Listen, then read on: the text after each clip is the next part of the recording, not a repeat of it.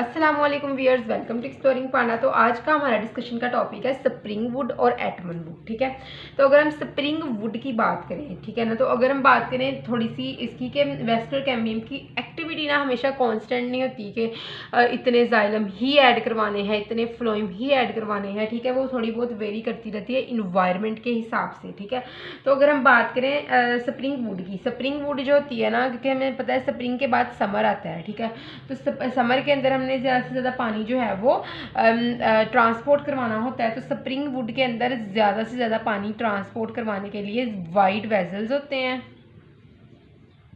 ठीक है, और लेस ये जो होती है स्प्रिंग वुड, ये लेस डेंस होती है और ये बनती है स्प्रिंग सीजन में, क्योंकि पता होता है प्लांट को कि बाद में समर में ज़्यादा से ज़्यादा पानी ऐड करवाना है, इसीलिए वाइट वेसल्स होती हैं और डेंसर भी लेस होती है और लाइट होता है इसका कलर, लाइट इन कलर।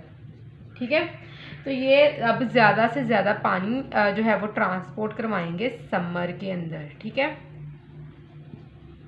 और अगर हम इसकी बात करें एटमन वुड की, तो इसके अंदर क्या होता है, इसके अंदर वेसल्स जो होते हैं ये एटम में बनते हैं। ठीक है ना एटम में ये बनेंगे, और क्योंकि अब सर्दियां आ रही हैं, ज़्यादा पानी नहीं करवाना पड़ना है ट्रांसपोर्ट, तो क्या होता है इसके अंदर नैरो वेसल्स होंगे। ठीक है, और मोर डेंस और डार्क कलर होगा इनका।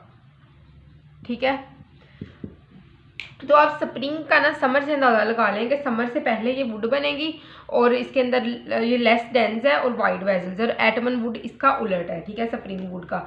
तो हम एज जो होते हैं ना, अगर एज काउंट करनी है तो उसके लिए सेकेंडरी जाइलम को काउंट करो। सेकेंडरी फ्लोएम क्रश हो जाते हैं जब बाहर की तरफ फोर्स लगती है कोर की तरफ। ठीक है ना, तो ये यहाँ पे सेकेंडरी जाइलम को काउंट किया जाता है। ठीक है, तो दो तरह की वुड जो होती हैं ये अपेयर होती हैं हमारे पास। ठीक है ना, ये दोनों वुड जो होती हैं ये मिलके हमारे पास एनुअल रिंग बनाती हैं। तो ये एनुअल रिंग जो होती है ये एज ऑफ ट्री का